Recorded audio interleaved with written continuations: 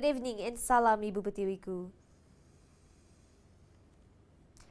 Russian President Vladimir Putin and Japanese Prime Minister Shinzo Abe will hold a summit meeting on June 29 when Putin visits Japan for a meeting of leaders of the Group of 20 Nations. Senior officials and political leaders from both countries have held talks frequently in recent months to discuss ways to put an end to a decades-old territorial dispute and conclude a peace treaty. Russian Foreign Minister Sergei Lavrov said on Friday, with eyes on the Russia-Japan summit meeting during the G20 summit in Osaka, they made checks on the state of progress in Russia-Japan relations.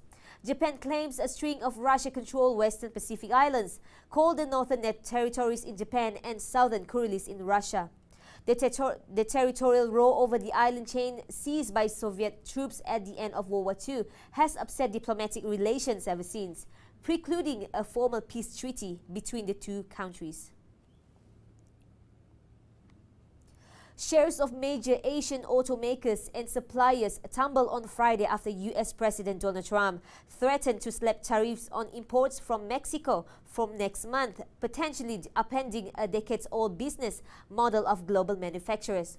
Railing against a surge of illegal immigrants across the United States' southern border, Trump said he would hit all goods coming from Mexico with a 5% tariff and would increase that each month until reaching 25% on October 1st, unless Mexico takes immediate action.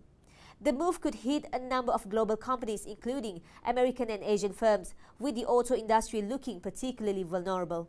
For years, car makers have built vehicles in Mexico, taking advantage of its cheap labor, trade deals and proximity to the United States, the world's largest auto market after China. However, this would likely backfire on US consumers, driving up the price of goods as varied as cars, refrigerators and television sets. Well, that is all for me. I'm Imes Raini from TV Sarawak. Anytime, anywhere.